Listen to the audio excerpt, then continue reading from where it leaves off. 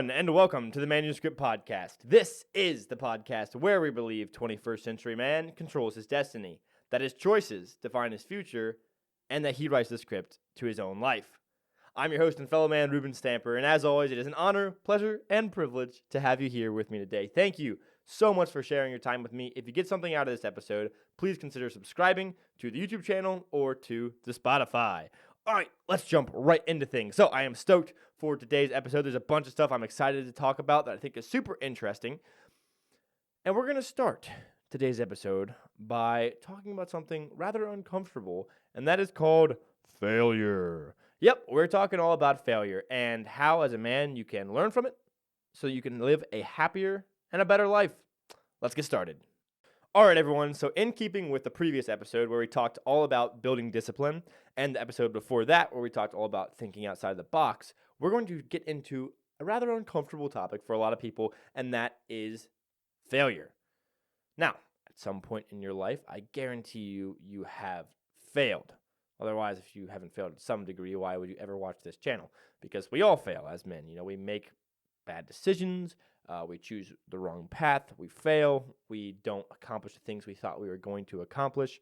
And oftentimes we find that the future we envisioned is not the future we've got. It's a much shittier version of the future you originally imagined. You know, you imagined utopia and you got the United States, you know? Like it's not perfect, okay? The question is what do you do with it, right? What do you do with that failure? Because it is an inevitable part of life. Not everything is going to go your way.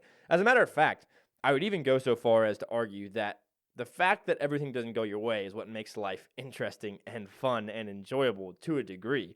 Like hardship, you know, pushing past difficulty to reach your goals is one of the things that makes life very enjoyable, you know? The whole principle of that kind of applies to video games as well, right? So if you are playing a video game and it's super easy, like just crazy easy, and it doesn't get progressively harder or you don't have to really strive to beat it, it's not really a fun video game.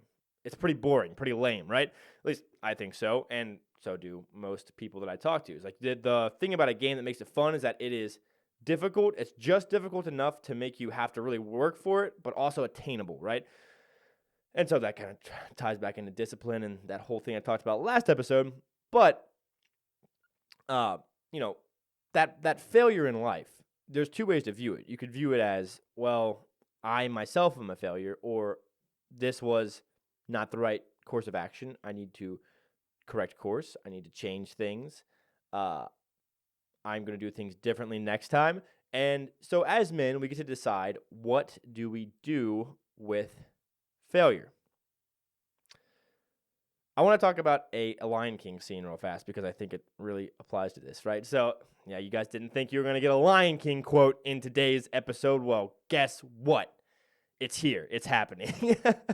So there's this great scene where, like, Simba, who's, like, this lost, like, adolescent man, right? And he's, like, wandering through his life, and he's not facing responsibility and going back to the Pride Land where he's, like, the rightful king, right? And taking his place on Pride Rock. Anyway, so he runs into this like monkey whose name is Rafiki, and if you've watched the show, if you haven't watched the show, I'm talking about the good one, by the way, not the freaking live action. I don't know why they do that and had make every single perfect cartoon into a live action. That annoys the shit out of me. But anyways, sorry, I digress. But there's a scene where Simba runs into Rafiki, and Rafiki like whacks him on the head with this like stick, right? And Simba's like, "Well, what'd you do that for? That hurt." And Rafiki's like, yes, the past can hurt, you know? And he's like, the way I see it, you can either run from it or learn from it, right? And I'm like, that's such a great, kind of segue into this part of the podcast where we're talking all about failure and this idea of, you know, you're going to fail, you're going to make mistakes, and how you react to those mistakes is going to drastically impact the trajectory of your life. And so finding healthy ways to face failure and to fail forward, like to make a mistake, learn from it, and then become better next time is crucial if you're going to lead a happy life. That's what I believe. And the point of that whole quote back there from the Lion King, where he's like, you know, the way I see it, you can either run from the past or from failure, or you can learn from it. right? And the point he's making there is that, like, failure lives in the past, right? Failure lives in the past. Only the fear of failure lives in the present. And those are two kind of key distinctions that I think are super interesting, to think about. There is no failure right now. There's fear potentially of failure right now. You're like, oh, well, if I do this, I might not succeed. I might not make it. But it only exists in the past. And so you can look back in the past as much as you want and look at your failures and dwell on them as much as you want. Or you can take a peek at them and say, okay, I didn't do things perfectly there. I could definitely do better in the future, and then learn from it, and then change your life and make it better. For instance, when I was a young lad, I was big into like collecting food from our property and like wild food, And I found this giant shagbark hickory tree, and I was stoked. I was like, let's go. Like, shagbark hickory nuts are amazing. Okay, like super buttery, just amazing, right? And I harvested them one year. The next year I went back, but I was a little impatient. I was like 12 years old at this time. And I found all these green shagbark hickory nuts growing on this tree that I had harvested from last year, right? And so I grab a baseball bat. I start chucking it at the hickory nuts, and I knock them all down, and they're green. They're super, super unripe. But I, as an impatient 12-year-old, I'm like, well, I can solve this problem. I got a solution. So I took it back to my house. And I had this green hickory nut in my hand, right? This thing, it's like a little, like a little smaller than a tennis ball, right? And there's this big husk on the outside you have to get off before you can actually access the nut itself, right? So I'm like, well, obviously the clear thing to do here is to grab a big-ass knife and try and cut it open. Well, the hickory nut's hole, like the thing on the outside of the actual nut itself, is crazy strong. So until it's dried out and broken open, you can't get to it. So I'm trying my best. Knife slips. I have a giant freaking scar on my finger now because I was impatient. And I tried to cut open a shagbark hickory nut, before its time had come. So the point of this story is that I don't do that anymore. I learned my lesson. I cut the shit out of my finger. I bled all over the place. And I said, I am never going to try and cut open a raw, unready shagbark hickory nut ever again. And so from this day forward, I have always collected them during the time that they are supposed to be collected. So that's just kind of a weird example of of learning from a past failure. And I do think one thing I want to point out about failure that I think is super interesting is that as a culture, I think we are terrified of failure. Like, it's one of the things we fear the most. And yet all the figures that we look up to as a culture have been through significant areas of their life that people would consider, failed areas of their life, right? So, like, Michael Jordan was cut from his high school varsity basketball team. That's objectively a failure, right? Like, if he's actually supposed to be the GOAT, then how could that have happened, right? Well, he learned from it. He tried harder, and eventually he became the basketball player that we know him as today, like the best basketball player ever. Like Tom Brady was number 199 in the NFL draft. That is like bottom of the totem pole, okay? Like a no name. And he got his shot.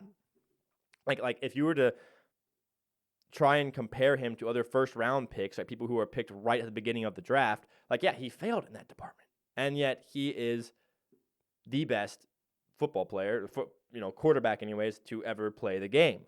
And the same thing, obviously, this is a very famous story about Thomas Edison, right? So Thomas Edison's journal, when he's making the light bulb, it records him failing 2,774 times. And when he was asked about, well, how did you take on that failure?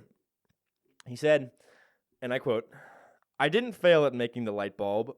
The light bulb was an invention with thousands of steps."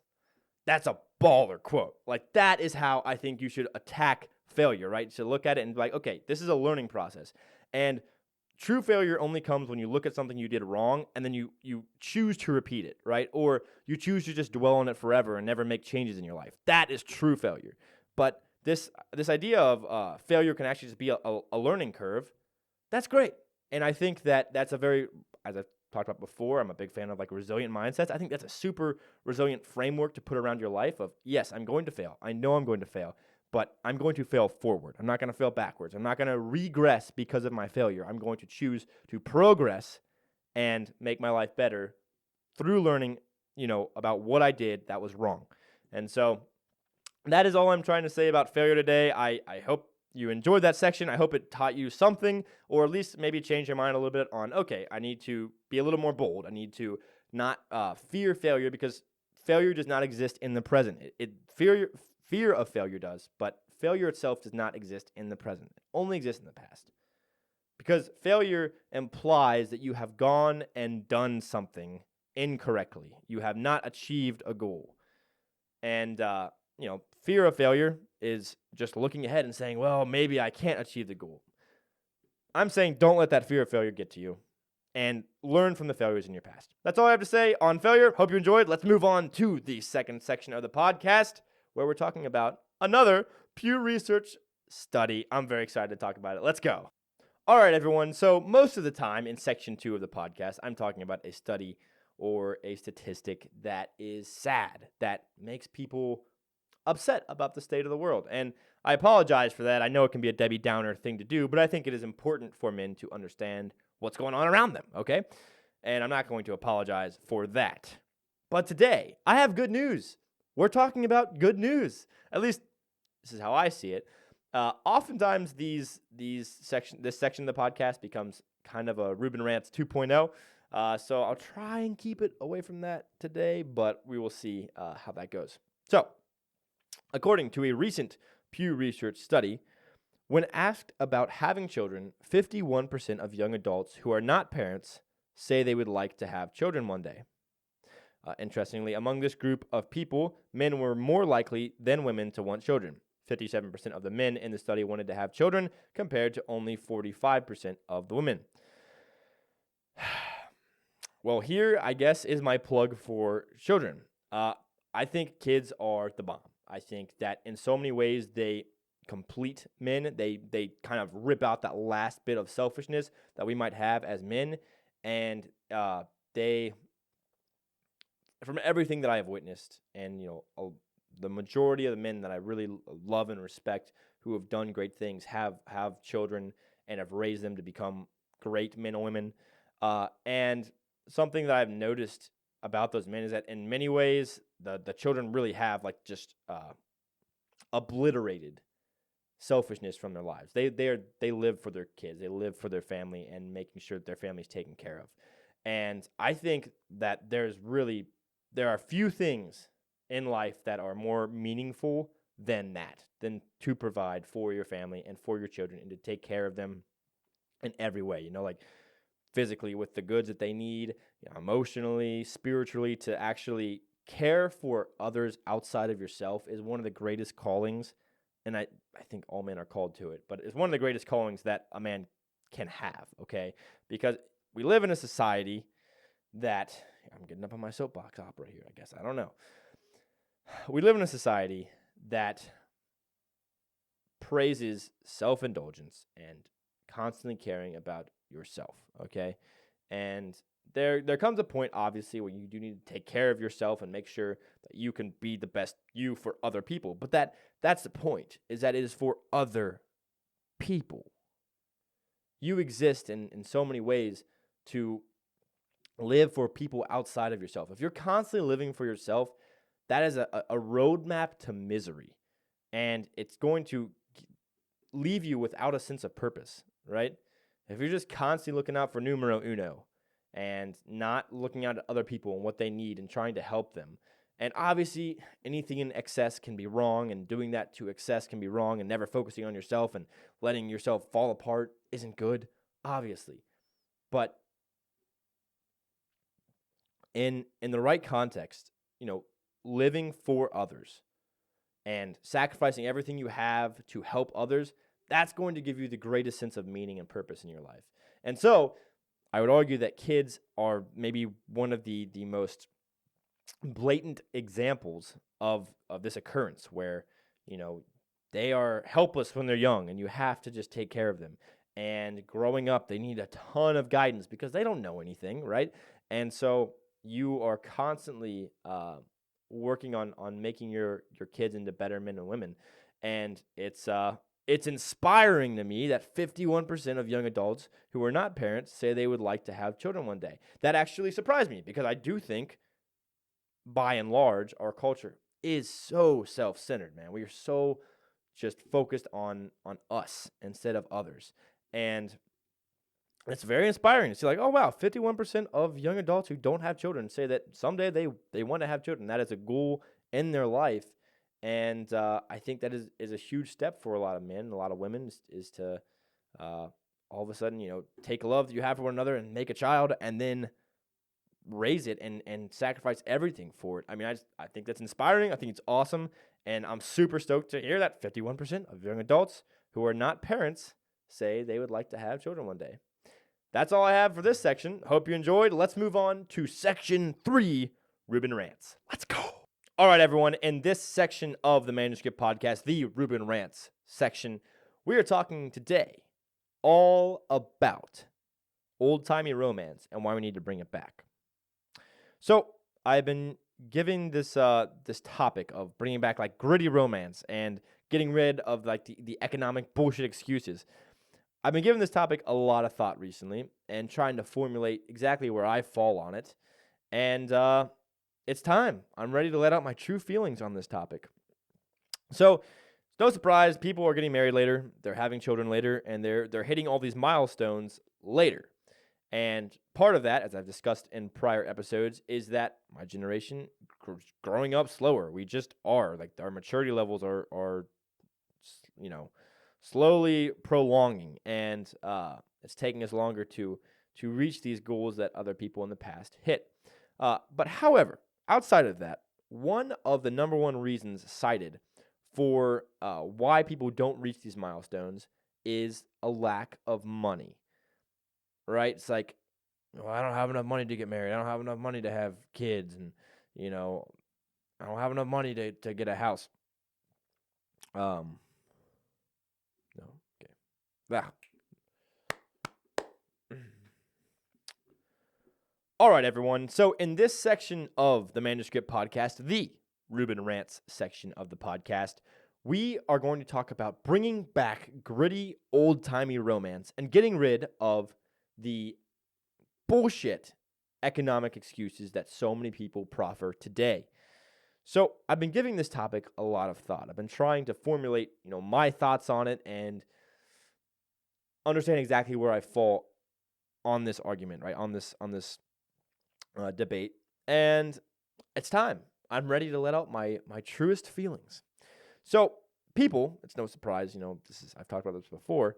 People are getting married later. They're having kids later, and they're hitting these milestones that their parents hit at a younger age, much later than their parents did. And one of the reasons that I would say this is happening is because we are growing up slower. We are. My generation and generations before me, we are maturing slower. It's taking us longer to get to these points of self-sufficiency than it took our parents. And that's one reason. But another reason, and this is like one of the number one cited reasons for why people are not hitting these milestones, is because they say they don't have enough money. Like, I can't get married. I'm not financially in the right spot. I can't have kids. They're expensive. I couldn't make that work, And my take on this is you don't have to be a millionaire to have kids and a wife and a family. You don't. You need a plan, and you need to make sure that you and your spouse are on the same page 100%. That is crazy important. But you don't have to be a millionaire. You really don't. And we complain about a lot of things today, right? Mortgage rates and inflation, rising costs of living. All these things exist. It's true. But it doesn't mean that it should hold you back from marrying the woman you love and creating a family with her, right? Like I said, you need a plan. You shouldn't go into, I don't think you should go and get married and start a family if you don't have a plan, But I don't think you need to be financially perfect in order to make that work. Case in point, and this is one of the reasons that I've been thinking about this, and the topic of this segment is like bring back old-timey, gritty romance. My great-grandfather was a coal miner in Kentucky, right? And it was a really shitty area, and it was not good for his family. So he made the call to move up north to where my family is located now. And because of that decision, we have been much better off, and we have really profited from that decision. And it's crazy looking back into one's history and seeing, wow, the people in my past made so many decisions that have affected me. And this is one of those decisions that has definitely affected me and my entire family in a very positive way. As he made this move, he said, I don't want my children growing up in this coal mining industry. It's terrible for them. There's all kinds of substance abuses down here. Like we got to get out of here. So they moved. My uncle Henry and my great grandfather Henry and my great grandmother Pearl. Right. So they moved north, and he became a janitor. They had 11 kids on a janitor's salary. Yeah, that's crazy. And people say that's insane. Why would you do that? That's irresponsible. He raised 11 kids, and they weren't all perfect. You get 11 kids, you're probably going to have a bad apple here or there, But for the most part, they did a good job for one man and one woman. Pearl was, I never met her, but she was like 4'10" and feisty as hell, And my grandmother, who would tell me these stories about Henry and Pearl, she said one of the things that Pearl would always say when asked about, like, how do you raise 11 kids and live life up here on a janitor's salary?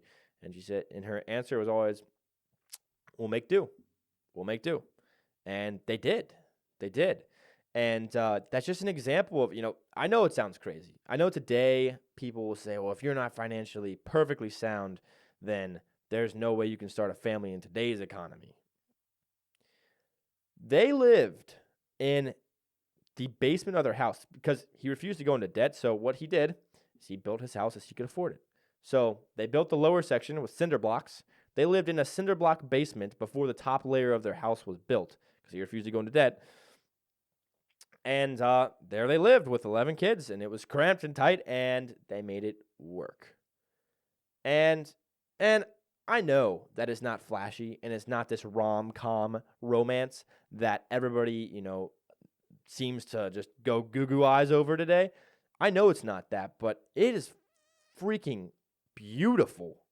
And I would say very romantic. This just sticking it out with one another, of saying, I don't care what the future holds in store. You're by my side the entire way. We're going to make this work. And I think that holding back these life milestones of, hey, I want to get married and I love this woman, but I'm just not financially sound. Or, I want to have kids, but we just don't have the money right now. I know it's crazy and people are going to give me all kinds of shit for this. I don't think that should be, as long as you have a plan and you're willing to do whatever it takes to provide for those people, I don't think you should hold back. I don't, because people like this existed, and they have existed for all of eternity. They make it work, and they live their lives for their children. And he was a janitor, like, you're not going to make a crazy salary as a janitor, but they made it work. They were frugal, and they came from a very frugal part of the country, a very poor part of the country.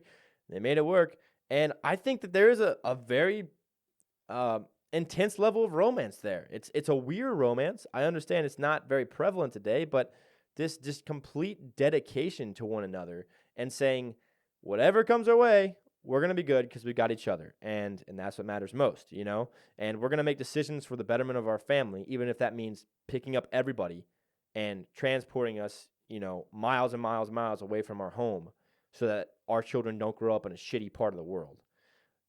That's awesome. I think it's actually rather romantic. And, I think love isn't something, in my opinion, that exists when all the conditions are perfect. Conditions aren't always going to be perfect. There's going to be flaws. There's going to be problems going on around you. But you can still actually love someone, And I think that's really what was going on in that whole story of like, conditions aren't perfect. We don't have a 5-bedroom, 3-bathroom house to have our 11 kids in.